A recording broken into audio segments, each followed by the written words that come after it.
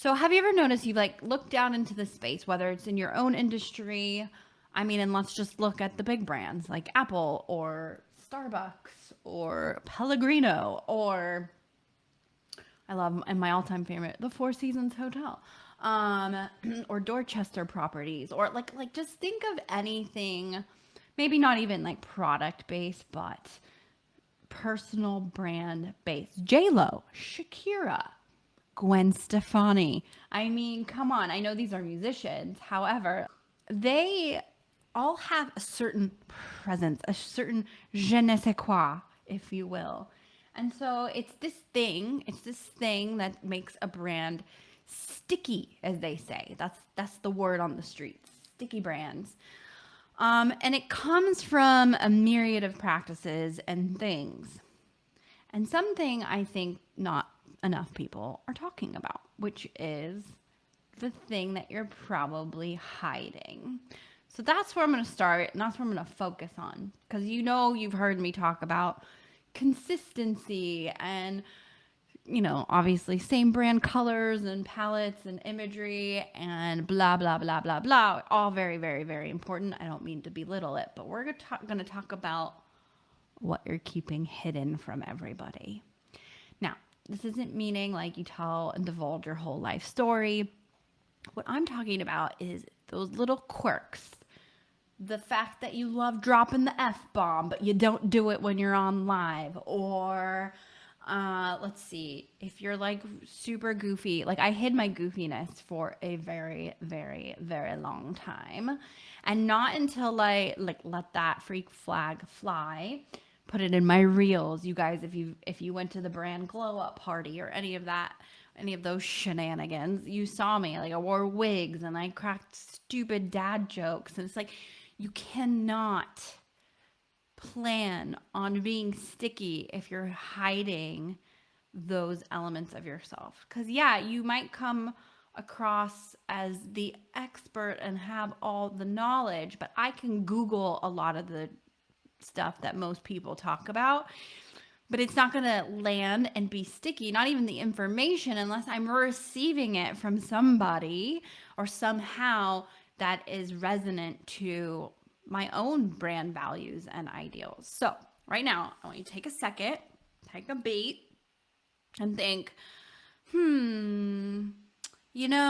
like when I'm among my close friends and know that I feel at my most comfortable, here are a couple things that I tend to do. That's one way of looking at it, that I don't necessarily share live. And I was talking to a colleague and friend and client of mine recently, and she's like, I get really serious when I talk about, my methodology, or when I'm sharing a skill or a tip or something to my audience, I'll get very serious and blah, blah, blah, blah. She's like, but I'm actually like really funny and I like to crack jokes. And even when I'm talking about this subject, and my audience loves it, but I don't always let that side of me come out. And again, it's not like it's going to be a 24/7 thing. However, I told this client and friend of mine, I was like, let that humor fly, girl, because they're going to remember. They, meaning your audience, is going to remember how you made them feel. And right now, most people would like to feel a whole heck of a lot better than they do. And the world's crazy right now. We all know this. So if you can bring some levity, if you can bring some peace, some grace. I have another client. Her voice is like so soothing. So every time you're around her, it just feels like you got the best hug of your life, even if it's virtual. And so if you're providing your audience some sort of reprieve, some humor, some peace, some grace, some inspiration, or any kind of entertainment, oh, you bet your bottom dollar that they're going to love it. And if it's brought forward in your own special, unique way, let me think. I know of this other brand. She's just crushing it. You know what she does? She always has red lipstick on and giant earrings. This is a visual sticky brand situation. She talks about a whole bunch of, like, her content is on point and amazing, but she has this sticky element of her brand where she's always wearing red lipstick and giant earrings. She inspired me to up my earring game, I'll be honest with you.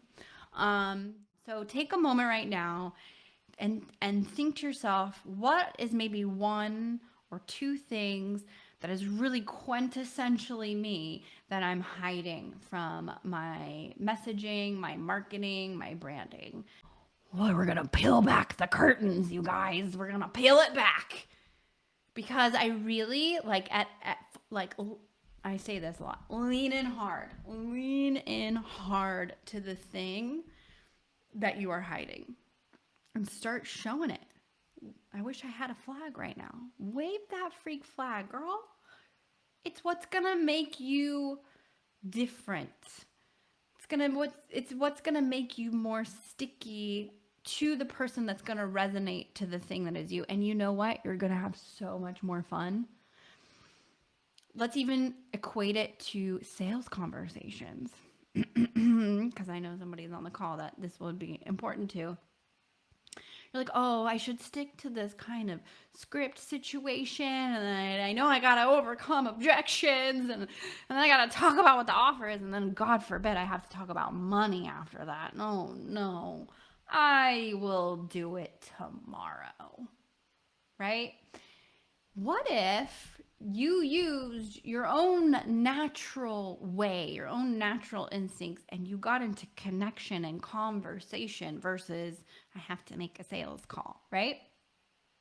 So, and it's that element. It's like, oh, okay, how can, you know what? I love making people laugh. Like, that's one of my things, right? I love making people laugh. I like things to be fun and playful. How can I bring this person that I'm about to talk to more fun and more play in the next 30 minutes? What if that was your goal on a sales call, right?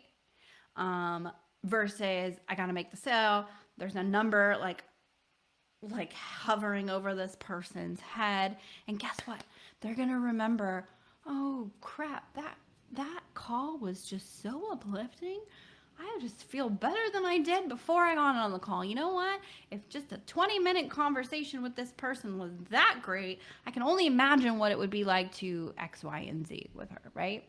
I constantly get sidetracked when I'm recording things, so I always start over. But I'm wondering if that is more relatable than having a perfectly scripted video. Perfect. Okay. I even equate this to, like, I have typos and some of my stuff. A lot of my stuff. I'm like the worst. Thank God for spell check. Thank God for Grammarly, right? It makes you more human. And it's like, yeah, if you're so scripted and so buttoned up all of the time, then you get into, like, how do I want to say this? You become like a news anchor versus the person that's gonna connect and relate to what I'm up to. There's a cooking guy, Sam the cooking guy. Look him up. He's hilarious. And he does all these recipes. They're very, like, grubby, yummy, delicious food on YouTube. And he's constantly like, oops, oh, I dropped or the butter went flying. Like, he's not so tight and buttoned up, and I don't even make the stuff he makes. It's just so entertaining to watch him, right? And I want to buy one of his knives. This is how it works, you guys. This is what makes, when you show up and don't hide because you think it needs to be more polished, and I use the word polish, like, we're gonna polish your aesthetic, yeah, but, like, be a human. At the end of the day, especially right now, when it's, like, hard to believe anything you see, if you are the more human person on the interwebs, by God, isn't it refreshing? And I tell my clients this a lot too. Hey, here's to the reminder, because everyone needs to hear everything like 101 times before it even sticks. There's a whole nother lesson for you. I just forgot my train of thought. How do you like that? I have no idea. No idea what I was saying. Oh my God. See, happens to the best of us. So do the thing. Do the thing that you're hiding. Do it more, not on purpose. Like, let it be natural. Let it be you. I completely lost my train of thought. Isn't that hilarious? Just to show teaching what I'm learning, what I'm teaching, and teaching what I'm learning, right? That's hilarious. The other thing you want to do that's going to make your brand super sticky is shorten the time between presentation and receiving value. So again, we only have a few seconds to really capture someone's attention. The clearer you are on your signature process, the clearer you are on what you want someone to receive from whatever interact. Be intentional about your shit, okay? Start being intentional about your shit. Know what you want your outcome to be in almost every interaction you have. Your relationships will become richer. Your business will thrive if you become intentional about your life. I'm going to be doing some really cool exercise tomorrow in our mastermind call. If you guys don't know about our mastermind, we have this amazing 6-month-long container where we are just deep diving into all of the beautiful things of your business and your brand, and making it more and more sticky, and showing up, and most importantly, being held accountable to what your vision and your dreams and your goals are. A little shameless plug right there. So if you guys have any interest, it's so much fun. We get shit done. We get over all of our fears and limitations bit by bit, piece by piece, and they're just building such great, fun businesses. So I digress. Again, shorten the value time. So again, we only have a couple seconds. So you want to be communicating. Here's the nugget. And I always call it like, what's the first step problem that you're helping your audience solve? And we don't address this enough. It's so familiar to us as the expert, and you still might be dealing with believing that you are the expert. You are. That we'll start, like say it's step 1, 2, 3, 4, and 5. Sometimes we'll start on step 3 and completely negate step 1 and 2 because it's so familiar to us. But you literally want to be addressing the very thing that person is Googling about that day. And so you have to be very clear on what their needs and what their desires are and what their frustrations are, your audience. And you want to be adding value and answering that first step problem with so much love and so much juicy deliciousness that they're like, oh my God, yes. Like, I've been wondering about this for years, or this has been really a sticky point for, I don't mean it in the same way, a stuck point for me. And now I have a solution, or I'm on my way to the solution. So, think about that too. What is your very first problem that your audience is looking to solve? They're not like Googling, just trying to think, what, if I'm living my purpose-filled life as a sober person, what should my hopes and dreams be? They would not be Googling that. They would be like, how, what would their first Google be? How do I overcome the fear of taking my life to the next level? I mean, I don't even think they'd be Googling that. Like, do you see how the process is? Like, you have to kind of bring it all the way down to their very first Google search. They're sober. They're clean. They're getting momentum. They have energy. Now what? I think you nailed it too on your next, can I have fun and be sober? So they'd probably be like, fun things to do without alcohol. It's probably what they would Google. But I think you nailed, and so you guys, I'm sorry, Natasha's just here and I know all about her, so I'm just talking about her and using her as a case study, right? She's an example. She has an event coming up, I'm Sober Now What? Which I think is such a brilliant title because it addresses this. It's like, okay, I got the sober thing down. I'm through the weeds on that one and we're good. Now what? do I do? Because I have all this new space, time, energy, life force. Like, what the hell do I do with all of this? And so, especially because I don't want to regress backwards either. So forward's the only option. Now what do I do? So yes, can I have fun and be sober? So good. So good. So these are, stop hiding. Do the thing that you think you're going to get laughed at for. I know. Scary as fuck. I get it. Super duper scary. So do that thing. There's another way to look at this too. I'll probably start sharing this too. Like, what do your friends say about you or call you? Like, what they're like, oh, you're always so da-da-da-da. My nickname among some of my friends is Sunshine Ninja. That is my nickname. Nobody knows this except for my close friends, right? I'm going to start making this public, like, because I like bring a lot of joy and lightness and fun to whatever environment I'm in, because that's like one of my core values. And so people call me Sunshine a lot, and my hair is blonde. I think that has something to do with it. But so yeah, Sunshine Ninja. That is what it's like to work with me. I will love you, pour sunshine on you, and I will also cut through the bullshit so that we can get, we can win the match. Yeah. So I love it. I love it. Love it.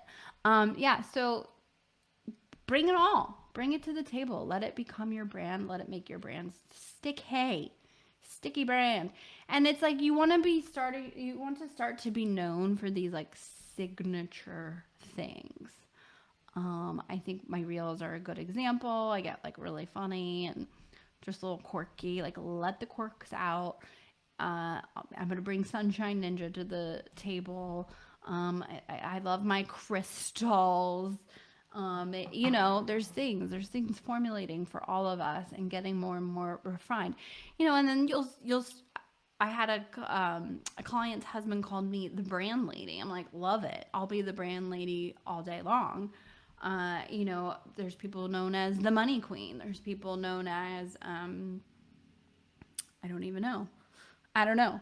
I should have more examples written down in front of me, but I don't, because I just want to talk to you guys. What do you think makes your brand sticky? Or how do you want to refine that a little bit more?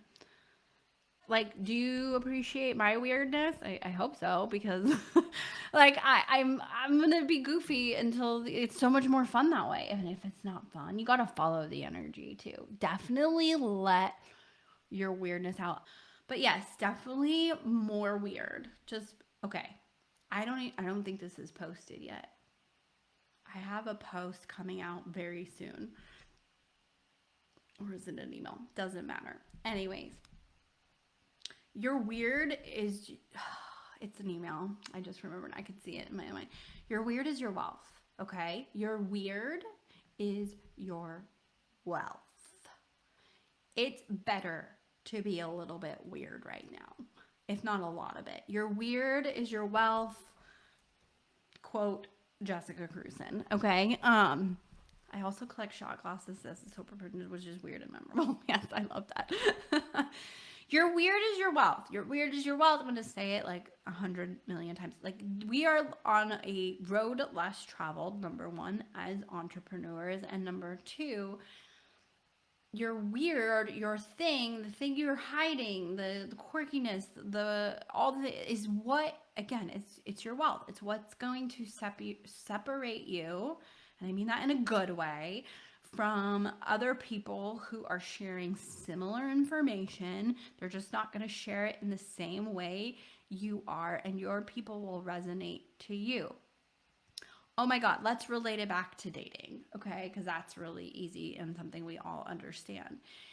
If you were, say you're very like athletic and you like wearing yoga pants and cute sweatshirts, and you meet a guy and you just start wearing dresses every day because you think that's what you should be wearing, because that's what Susie Joe over there was wearing, and she got a boyfriend that you thought was really cool. So you're like, okay, great. It worked for her. So I'm going to start wearing dresses, even though I really, really like wearing like yoga pants and sweatshirts. Okay. And then the guy is like all into the dresses. And then one day you wake up and you're like, I freaking hate wearing dresses every day. Why am I doing this? So you start wearing your yoga pants and your sweatshirt. You're letting your true self forward. And the guy is like, huh? What? This is not what I thought you were like. And then you create a mismatch. Is this making sense? So you've attracted someone into your life that doesn't actually like what you like because you misrepresented yourself. We can all understand this. We may have even done it before. No shame, no judgment. So how are you supposed to attract the right ideal customers if you're not being your authentic self? Let that land for a second.